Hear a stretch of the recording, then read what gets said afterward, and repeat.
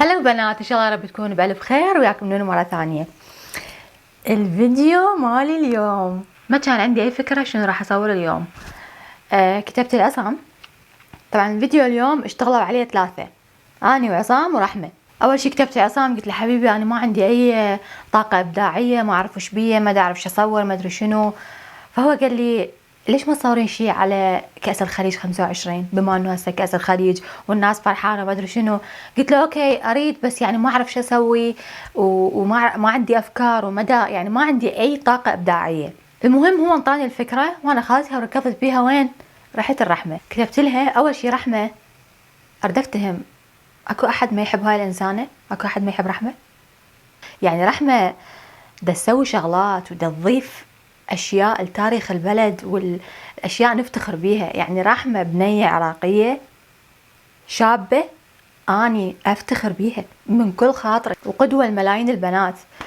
فالمهم شفت المكياج مال رحمة بالكأس الخليج 25، ورأسا قلت اوكي خلي اسوي المكياج مال رحمة اللي هي مسويته، حسيته حلو والوانه كلنا احنا البنات نحبها وممكن كنا نسوي. كتبت الرحمة، قلت رحمة احكيني ارد مكياجك اللي سويتيه بكأس الخليج 25، منو سوالك المكياج وشون سويتيه، وارد اسويه اذا عندك صوره له مقربه وكذا على مود اعلم البنات عنه، لان كلش عجبني. حسيت انه احنا كلنا نقدر نسويه وشكله بسيط وشكله حلو. وهنا أنا صدمه، خلوا اشوفكم الصدمه او اسمعكم الصدمه. اذا احكي لك عن قصه هذا الميك اب، هذا تمكشته بالمطار، اني سويته لانه ما لحقت اصلا. تدرين حتى الميك اب كان ناقصه رموش، انا الميك اب ارتست كان ينتظرني بالملعب بس ما لحق يسوي لي، يعني انا من الباب للملعب. فكل هذا كان مجهود شخصي. وهسه ادزلك شلون سويته. ما كنت احكي، ما كنت احكي. طلعت هي مسويه المكياج وركض من المطار خطيه. يعني بس الله يعرف ايش قد تتعب هاي الانسانه على مود تسوي المكياج وعلى مود تقدم هذا الشيء الرائع اللي فرحت بيه كل الدنيا، فرحت بيه كل العراقيين. طبعا شعري انا ما مسويته ولا، يعني سبحت وطلعت من الحمام هالقد ما تحمست للفكره، وقبل خليته ينشف وراح اقول اسوي لكم اياه بعدين اسوي شعري. المكياج مالتها من الصور اللي عندي شيء كلش بسيط، كلش ناعم وكلش حلو، واغلب البنات راح تقدر تسويه بسهوله وتطلعون بيه باي وقت تحبون. طبعا راح احاول اسويه اقرب ما يكون لشكل المكياج اللي هي كانت مسويته بهذا اليوم. اريد ابلش بكريم الاساس. للاساس راح اخلط هذول الاثنين، هذا من Hourglass الستيك فاونديشن او فانيش ستيك، وهذا من وات ان وايلد اسمه فوتو فوكس فاونديشن. راح يطفى اللابتوب عزب عيني، شلون طلابه يا ربي، كل ساعة شي يريد يطفى، كل ساعة شي وخلص شحن ادري شنو. راح اخذ اول شي هذا، طبعا هو خلصان فراح احفره بصراحة بظفري. هذا الفاونديشن كلش حلو، كلش احبه. احس اللون ما راح يناسبني شوية، لون بشرتي متغير هسه على الجو على البرد، لانه بدا اطلع زومبي، حرفيا زومبي اني بالبيت 24 ساعة 24 ساعة. هذا سائل فراح يساعدني بدمج الاول، وهماتينا يفتح لي اللون شوية لانه مثل ما قلت لكم صاير غامق عليه. طبعا هاي الخلطة للفاونديشن سحرية، كلش حلوة. الاجواء تجنن بالبصرة، تجنن. تمنيت لو انا موجودة هناك بالعراق على مود اروح، يعني ماكو هيجي جمال، ماكو هيجي اجواء.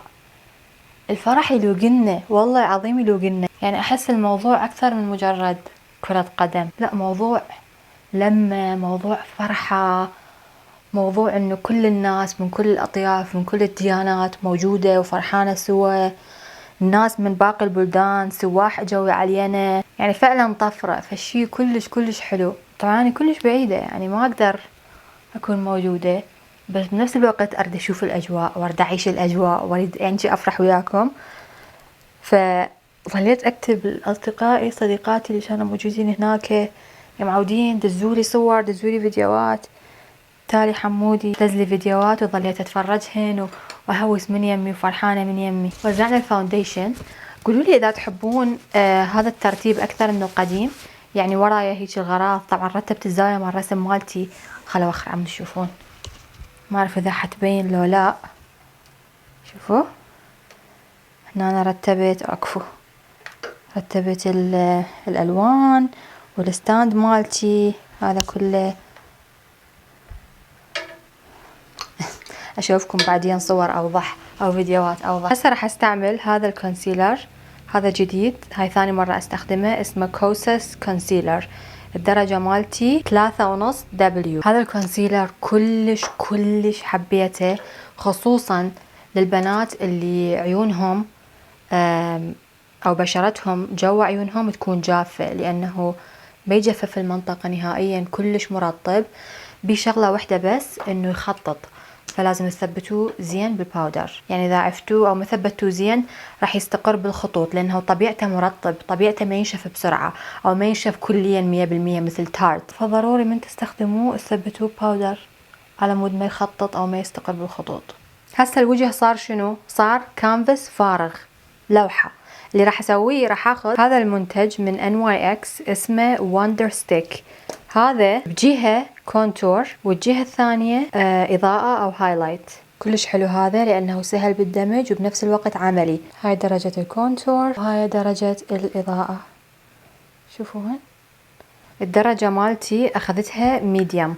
راح أخذه وراح أبدي أحدد تقاسيم وجهي. بالحقيقة ما أريد أسوي تحديد قوي، وإنما أريد بس أدفي الوجه، وراح بالاسفنجة ابدي ادمج. راح تشوفوها شلون تندمج بكل سهولة. شوفوا وينها، ماكو، اندمجت. هسه راح اخذ الحمرة مالتي من مجموعتي اسمها كرييتيف. راح استخدم الحمرة مالتي كبلاش او كاحمر خدود، والاضاءة مال نيكس فوقها حتى ينطيني هاي الاضاءة الحلوة. طبعا المنتج مالتي متعدد الاستخدامات، لانه التركيبه مالته كريميه وما تنشف 100%، فممكن تستخدموه كاحمر خدود يندمج بكل سهوله ويبقى ثابت طول اليوم. وممكن ايضا تستخدموه على العين لانه امن والتركيبه نظيفه، واكيد على الشفايف 100%. الطريقه اللي انا استخدم بيها فالمات كبلاش او كاحمر خدود، هي اخذ التركيبه على ايدي واخذها بفرشه تكون هالشكل مدنفشه. طبعا هي هاي الفرشه الخاصه اللي استخدمها كل مره. شوفوا التركيبة شلون تندمج، من كثر ما هي كريمية ما راح تيبس ولا راح تتفتفت. راح ادمجها على الخد. طبعا ماكو داعي تضغطون هواية، يعني الضغط كلش خفيف، وهي التركيبة راح تشوفوها من كيفها تندمج. نزلوها شوية، دمجوها على الكونتور. شوفوا الجمال. واكيد راح اصعد بيها لفوق مثل ما معلمتكم دائما، لانه احنا نريد يصير تناغم، ما نريد يصير هنا طقعة حمراء والباقي فارغ. اخلي منه على حنتي. يعني شوفوا هاي الكمية القليلة راح تغطي وجهي كله، لانه التركيبة كلش بيها بيجمنت عالي. الاضاءة من نيكس اكيد على اعلى نقاط بالوجه. شوية انا شخصيا اشوف الجهة مال الهايلايت او مال الاضاءة من هذا المنتج صعبة بالدمج، يعني مو مثل الكونتور. الكونتور اسهل بالدمج بهواي، ومن ادمجها زايد شوفوا يعني تقريبا تختفي. اتمنى يعني يشتغلون على هذا الشيء. راح اثبت كل شيء بالبودرة الحرة الشفافة. بالحقيقة هي مو شفافة، من هدى بيوتي. هاي الدرجة اسمها كب كيك. يصير ما اعرف اذا مبين بالكاميرا، بيها شوية على وردي. بنات هاي لا، هاي البودرة المفضلة عندي جديدة من هدى بيوتي، لانه بيها درجة وردي خفيفة تنور الوجه، وخصوصا منطقة تحت العين بشكل لا تخبروا. اريد اشوفكم الفرق بين الشفافة وبين الوردي، لان اعرف بالكاميرا ما تبين، بس شوفوا. ايه يلا شوفوا الفرق. هاي الوردي وهاي الشفافة. بوجامتي صخمت كلها باودر، وانا شنو اليوم جابوا كلينس. ليش؟ لانه كنت عم ابطل امسح بالبوجامه، لان خلصت بوجايمي. ما مقسومت لي بوجامه، ما راح يبقى لي بوجايم، بقت بس هاي جلد النمر. عاده انا استخدم الورديه فقط لمنطقه تحت العين، وهاي المنطقه على مود انورها. والباقي استخدم البودرة الشفافة. ومثل ما قلت لكم هذا الكونسيلر مرطب فشوية يخطط، فضروري تكثرون باودر جوا العين تستخدموه. شوفوا الوجه شلون.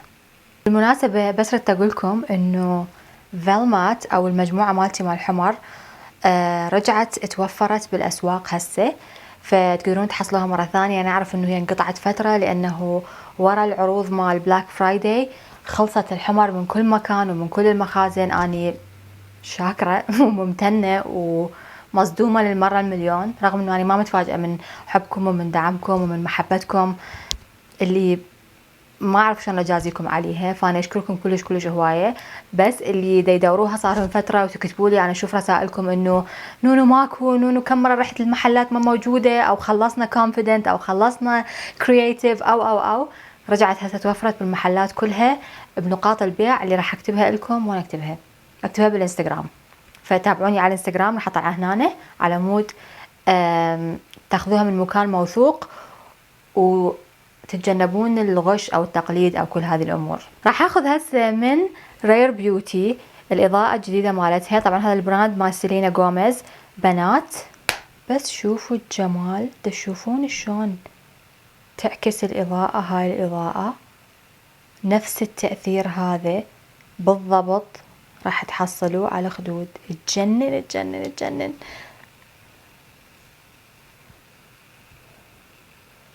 شوفوا بنات، شوفوا. خلي منها على خدودي، خلي منها على خدودي. انا صار الفيديو كله انا انتظر هاي اللحظة.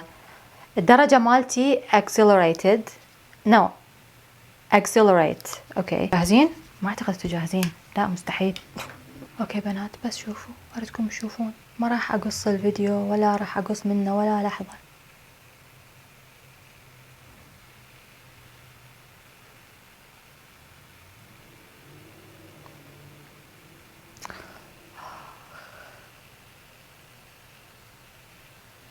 هاي يمكن الإضاءة المفضلة مالتي من نزلت الإضاءات للعالم ولحد هاي اللحظة. تشوفون الجمال مالتها، شوفوا شلون تعكس الضوء. يعني شقد أنا مستخدمة إضاءات ما مستخدمة مثل هاي. مكياج العيون راح استخدم هذه العلبة الكيوت من اتيود هاوس. شوفوا بنات شقد كيوت، بيها كل الألوان الأساسية مال كل يوم أو اللي نستخدمها كل يوم.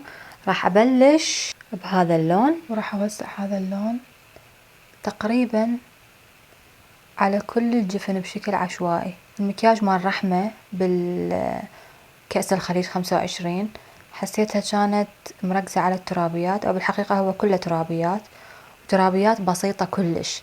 يعني المكياج ما بي أي تعقيد نهائيا. هاي العلبة موجودة عند سكايلا، إذا تقدرون تجيبوها جيبوها بنات، تخبل مال كل يوم. ما أقدر أقول لكم مش قد فرحانة بالمكان مالتي مال رسم إنه خلصت ترتيبه. صار لي تقريبا أشهر بالحقيقة ما راسمة شي، وهذا الشي كلش أثر على نفسيتي. بس هسه لما رتبت المكان مال رسم وصار لي فترة أباوع كله فيديوهات رسم على الانستغرام. يعني هسه حرفيا إذا فتحتوا الانستغرام مالتي الفيد كله عبارة عن فيديوهات رسم. خل أشوفكم باعوا. شوفوا الفيد مالتي مال الانستغرام حرفيا كله فيديوهات رسم. وين ما تروحون شوفوا كله فيديوهات رسم. طبعا أكثر شي أنتوا تتفرجوه وتدوروه هو أكثر شي يطلع لكم على الانستغرام. يعني إذا الفيد مالتكم مليان رسم معناته أنتوا تتفرجون رسم هواية. إذا فيديوهات مكياج معناته تتفرجون مكياج. إذا أخبار مشاهير. لهذا خليني أقول لكم شغلة، الفيد مالتكم هواية يقول عن شخصيتكم، فدير بالكم من هذا الشي. هاي بشهادة. ونفس اللون راح اخذه بفرشة شوية اصغر على خط الرمش السفلي، بس هيجي اوزعه روحة ورجعة. هسه هذا اللون البني الغامق من نفس العلبة راح اعززه هنا على الزاوية الخارجية بهذا الشكل، وبعدين ادمج لي فوق ويا اللون الانتقالي. يعني معظم اللون اركزه هنا وبعدين ادمج الباقي. اريد احكي لكم على هذا الكتاب. هذا الكتاب اسمه هبتة لمحمد صادق. بنات هذا الكتاب كله حب فاللي مثلي يحب الحب، أنا إنسانة أحب الحب، أحب أشوف حب، أحب أسمع حب، أحب أقرأ حب. بنات جيبوه، أنا ما علي، جيبوه، ما يصير أنا وحدي أقرأ وأحب لهالدرجة.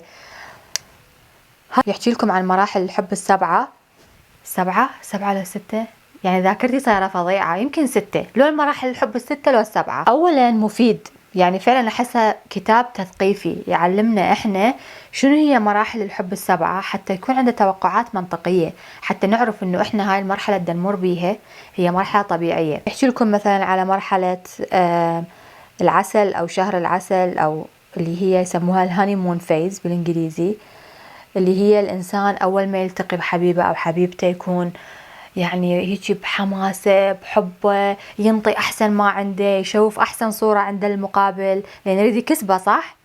وراها تبدي المراحل الثانية. فأريدكم بس تقرون هذا الكتاب وتكتبوا لي رأيكم به. راح أحكي لكم بس شغلة واحدة عنه حتى ما أحرق عليكم الكتاب. المرحلة المفضلة مالتي من هذا الكتاب اسمها، من مراحل الحب، اسمها مرحلة الإدراك. من توصلون هاي المرحلة وتقروها رجعوا على الفيديو وكتبوا لي رأيكم بهاي المرحلة، لأنه راح أقرأ التعليقات. اللي هي أنا برأيي شفتها أهم مرحلة بالحب، لا حد يكتب لي. المهم شت أقوله، أهم مرحلة برأيي وأخطر مرحلة. إذا هاي المرحلة أنتم تكونون واعين إلها ممكن تنقذون نفسكم من علاقة سامة، من علاقة ما لها أي داعي، ومن علاقة راح تضيعون وقتكم بيها، أو ممكن تخليكم تدركون إنه أني هذا الإنسان اللي أريد أستمر وياه. الباقي بالفرشة من اللون الغامق راح أدمجه جوه. هسه راح أخذ هذا الظلال اللماع من كليرنس.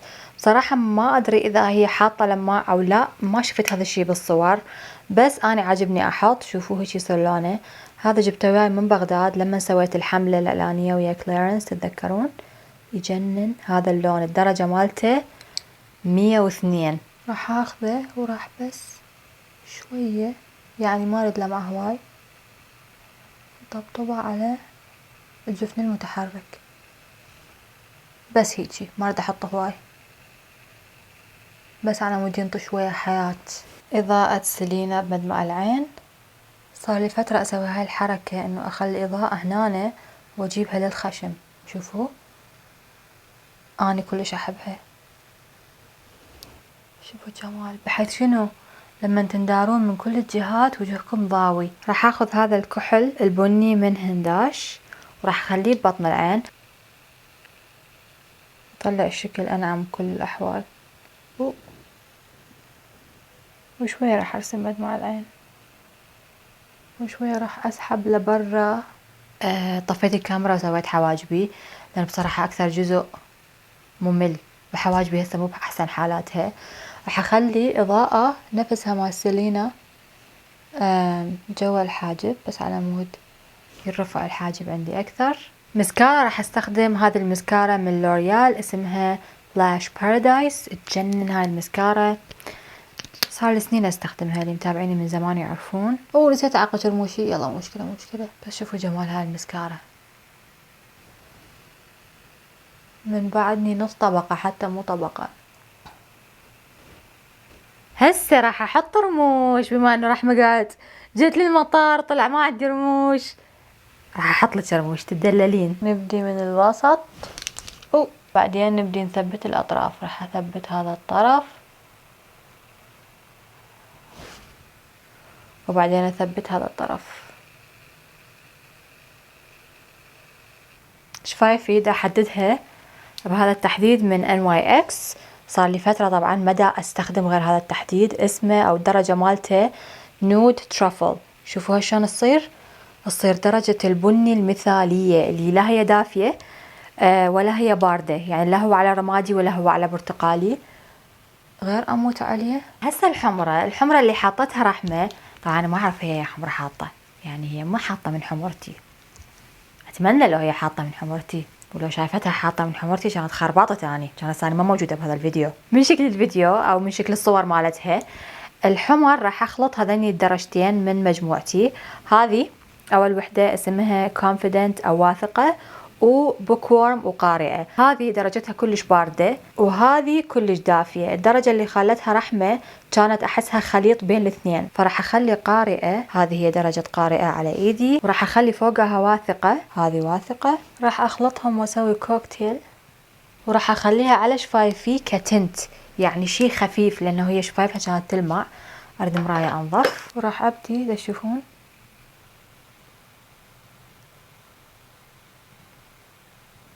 هاي الدرجتين ورا ما خلطتهم. طبعا استخدمتها أرجع أقول كتنت، يعني طبقة كلش رقيقة وخفيفة. ليش؟ لأنه فوقها راح أخلي هذا الجلاس من هدى بيوتي اسمه فليمينج بيبي، لأنه شفايف رحمة بالفيديو تلمع. راح أخليها فوق الحمرة.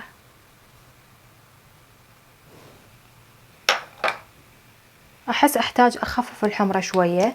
راح أخذ بوك وورم أو قارئة أحطها هنا بالوسط بس. اوكي اي هسه صارت اقرب. وبس بنات، هذا هو شكل مكياج رحمة رياض مثل ما أنا أشوفه.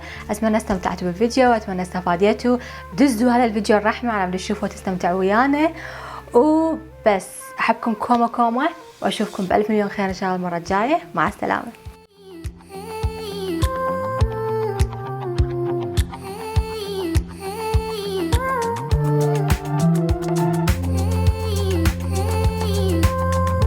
هذا اللابتوب يزعجني لأنه بيوشوش. يمكن هسه أحسن، بس هاي ليش منها طالع هيج.